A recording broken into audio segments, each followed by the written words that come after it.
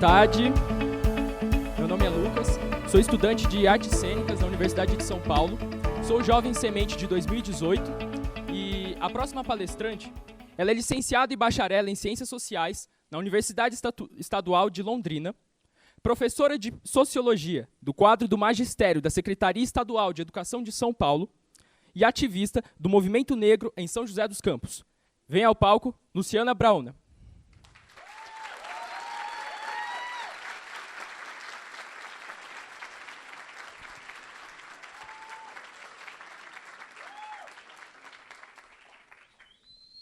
Obrigada, querido.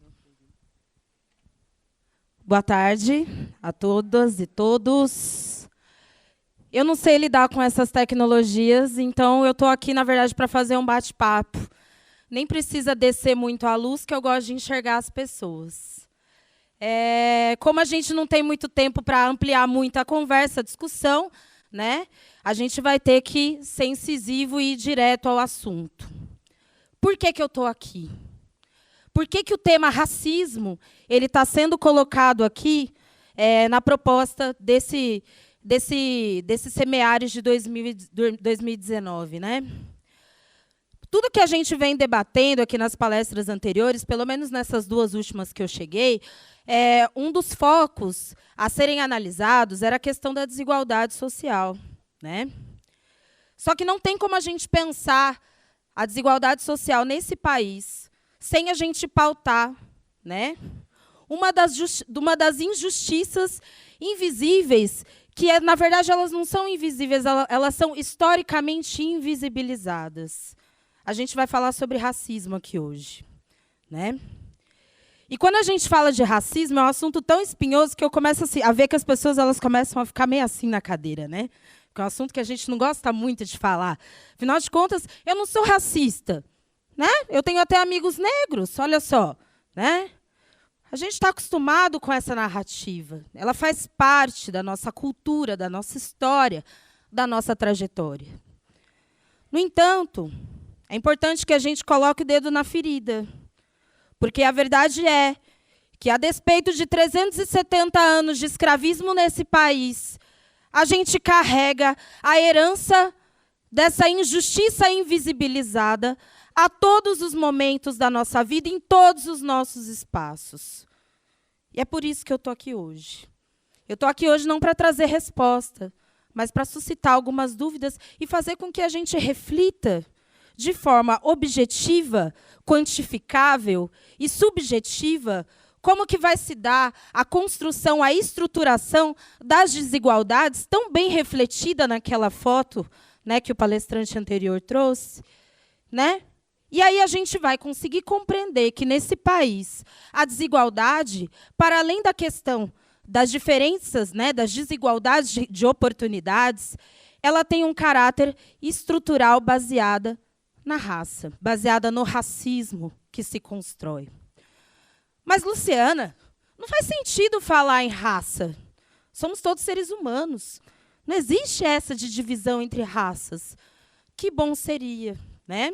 Que bom seria mesmo. O problema é que, para a gente chegar nesse patamar de entendimento, a gente precisa compreender como que a estrutura social brasileira ela vai se desenvolver a partir de uma realidade dada que remonta, principalmente, a partir da estruturação da sociedade capitalista, que é esse modelo de sociedade que nós vivemos e que se reproduz até hoje, né? O capitalismo ele tem história, ele tem uma origem, ele tem um início, né? Ele remonta, né, aos países europeus que, naquele período de expansão comercial, no começo do século XV, XVI, eles começaram a comercializar e o comércio ele vai se expandir a nível global de tal maneira que aquela civilização, aqueles povos ditos considerados civilizados, vão entrar em contato com culturas completamente diferentes. Como que essa relação... Gente, me avisem do horário, tá, por favor. Como que essa relação ela vai se dar? Ela vai se dar de maneira harmoniosa, tranquila? De maneira nenhuma, né? A priori, se você pega, por exemplo, a Carta de Pero Vaz de Caminha, que, inclusive, é considerado o primeiro documento escrito no Brasil, né? ele vai descrever os povos originários, ou seja, os indígenas, de 3 maneiras. Um povo nu, desprovido de vergonha e sem moral. Essa é a percepção que se tem inicial do que eram os povos originários, né? O que eram os povos indígenas. E por que essa percepção? Essa percepção está relacionada à forma de que o europeu branco ele vai se colocar no marco civilizatório, como o povo que é civilizado. E tudo aquilo que é diferente vai ser negado. Né? Se você analisar, por exemplo, se você analisar a própria palavra negro, não faz o menor sentido no continente africano.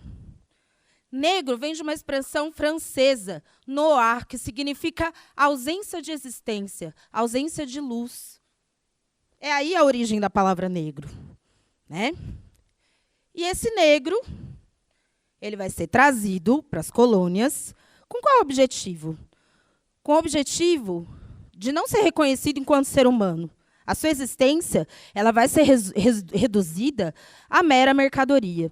Isso não quer dizer que não tinham havido historicamente outras formas de escravismo. Se você for analisar as civilizações da antiguidade, o escravismo ele existia. Né? Um escravismo que vai se dar através do endividamento ou um escravismo relacionado com expansão da guerra. Agora, quando você tem esse típico escravismo que vai se consolidar no mundo, a partir desse start da sociedade capitalista que vai se construir nesse período mercantilista, você vai ter o desenvolvimento de um tipo de escravismo que desumaniza, que retira de toda aquela população africana diaspórica da condição de humanidade. Ela vai ser reduzida a coisa, a mercadoria.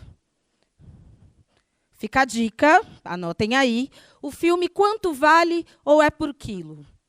É um filme muito bom e ele mostra, logo na primeira cena, nas primeiras cenas, né, qual que era o tratamento dado ao escravo, ao ser humano escravizado, né, com o aval da religião, com o aval da sociedade, de que aquele ser não era nem dotado de alma e que, portanto, poderia ser usado à sua exaustão, até morrer.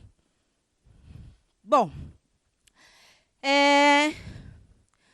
conforme a sociedade ela vai se desenvolvendo, né, como o Feijão bem trouxe, é Revolução Industrial, é isso, é aquilo outro, porém, esse desenvolvimento econômico ele vai impactar muito pouco, para não dizer nada na existência, no reconhecimento da existência dessa parcela da população mundial.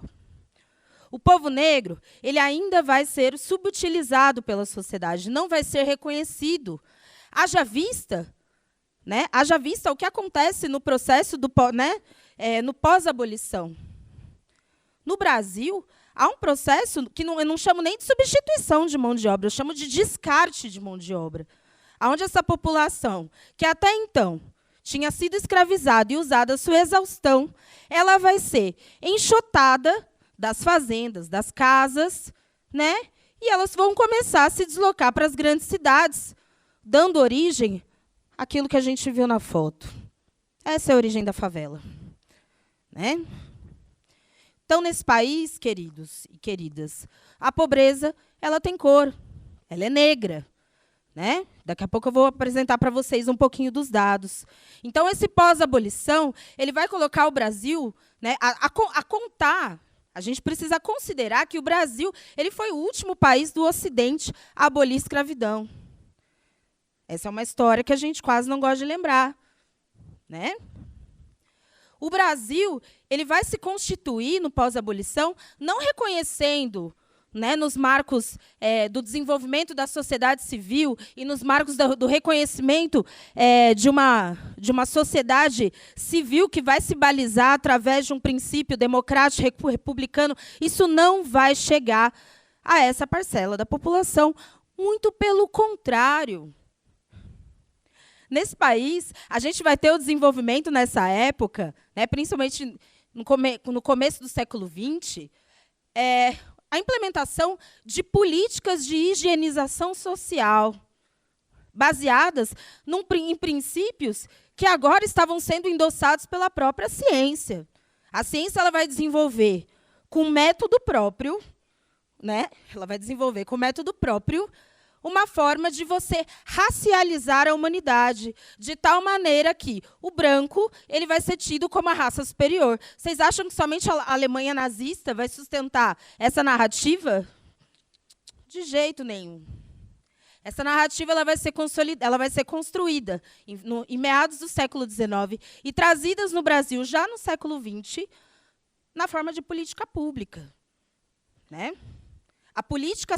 As políticas instituídas dentro da CEPAL, né, ela vai contar justamente com essa proposta de que, para o Brasil desenvolver, era necessário que a gente embranquecesse a população.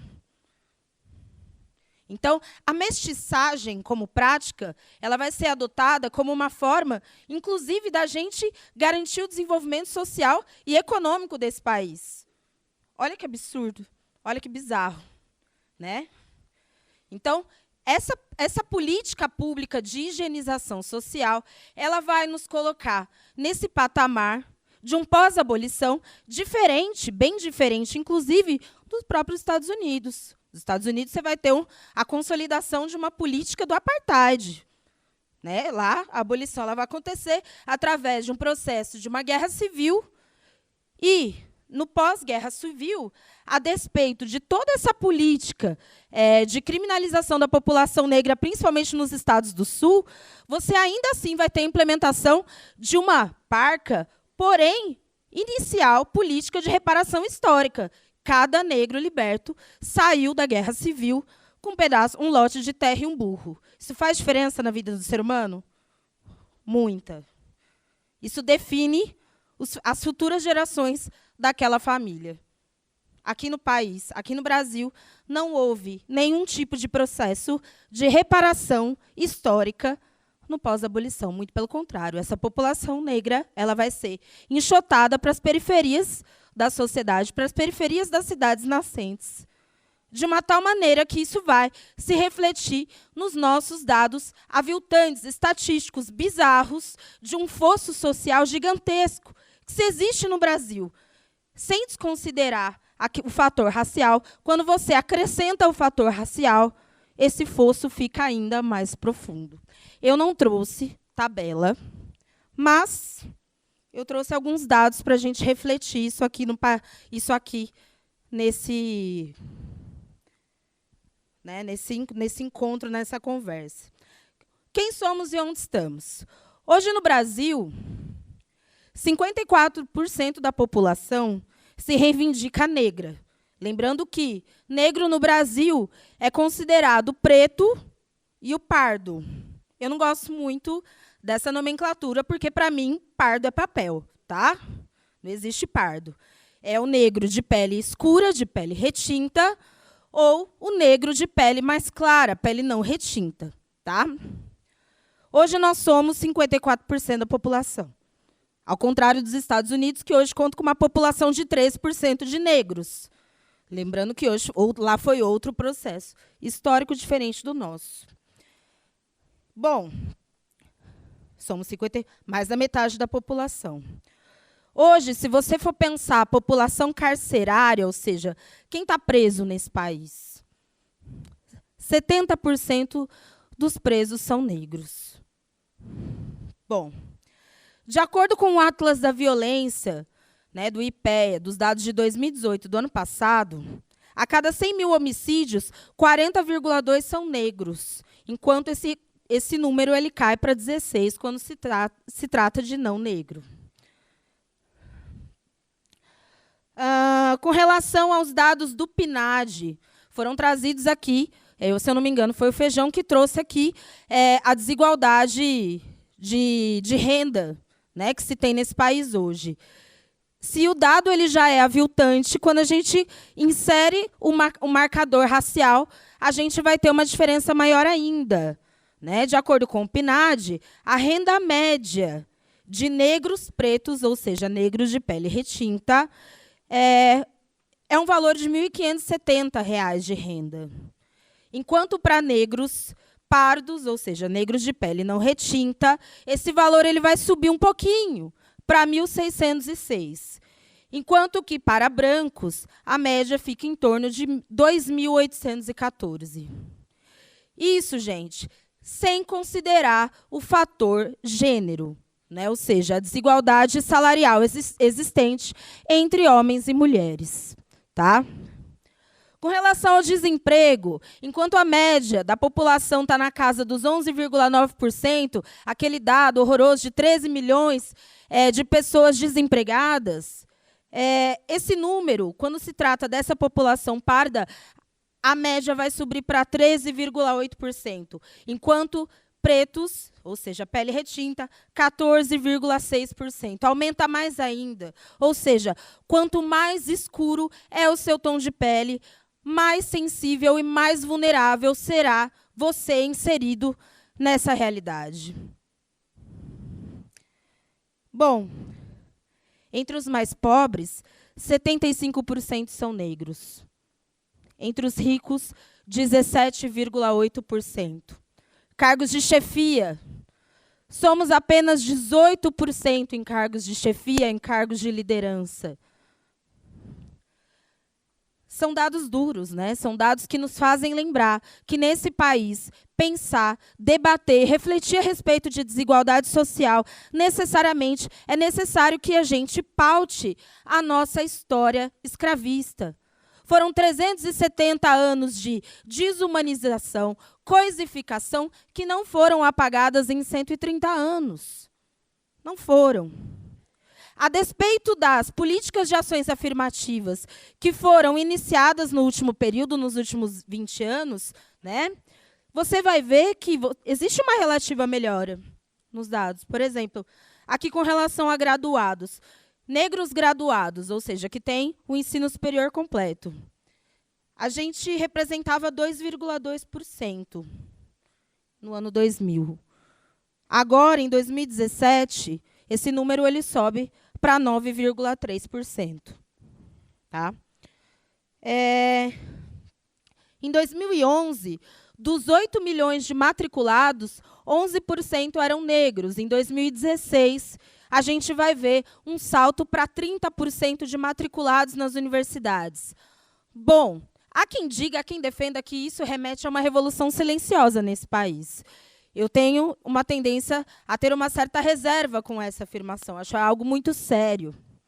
Eu acho que é importante que a gente reflita, de fato, a realidade que se tem e a realidade que se espera. Se somos 54% da população, o ideal seria que fôssemos 54% de matriculados e graduados. Isso está longe de acontecer? Mas muito longe. Porque isso vai se dar, é um tipo de desigualdade que vai operar não somente no campo do acesso à educação, mas também é uma realidade que ela vai ser repensada e refletida a partir de mudanças significativas na nossa estrutura social. E isso é objetivo, mas também é simbólico. Eu convido vocês a refletirem nos seus espaços onde vocês frequentam, a repensarem se ali naquele espaço existem 54% de negros. Esse é o meu desafio para vocês. Para que a gente comece a refletir a respeito desse racismo que, nesse país, ele vai ser construído em cima de um mito, como muito bem foi colocado aqui, da democracia racial. De que nesse país, como está todo mundo misturado, como é samba, carnaval e globeleza, a gente não reproduz nenhuma forma de racismo. Quando os dados eles continuam reforçando que existe um fosso social que vai ser construído à custa da desumanização da população negra nesse país. Enquanto isso acontece, é importante que negros, negras, estejam ocupando, sim, os espaços, sejam eles quais for. Tem que entrar na universidade, não só nos cursos, mas também nos cursos que são considerados de prestígio social, precisamos de mais médicos negros, precisamos de mais advogados negros, precisamos de mais juízes negras, para que a gente comece a raspar a casca tão cristalizada que é esse racismo que vai se expressar nesse país, naquilo que Silvio de Almeida coloca de 3 formas. Racismo individualista, que é aquele que tem a ver com a ação racista direta, ou de uma pessoa ou de um grupo. Essa é mais fácil de identificar, existe legislação para isso. Não resolve, mas, pelo menos, né, racismo é crime nesse país. Hediondo. Né? Não se pode praticar racismo. Mas por si só não se resolve, porque, a despeito disso, nós ainda contamos com uma estrutura institucional do racismo, no qual o racismo ele vai ser reproduzido em diferentes esferas e espaços sociais, e um racismo que ele é estrutural, e que ele vai ser combatido a partir do reconhecimento dos nossos próprios privilégios, e também a partir do momento em que os negros começarem a se organizar e se aquilombar. E não assumir para si a identidade vitimada, mas sim a identidade daquilo que sempre fomos, um povo de luta.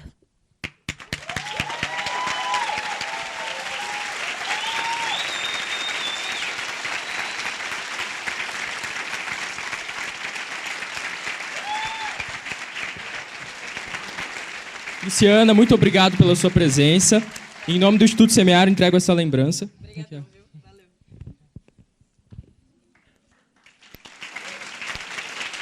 Obrigada, viu, gente? Valeu.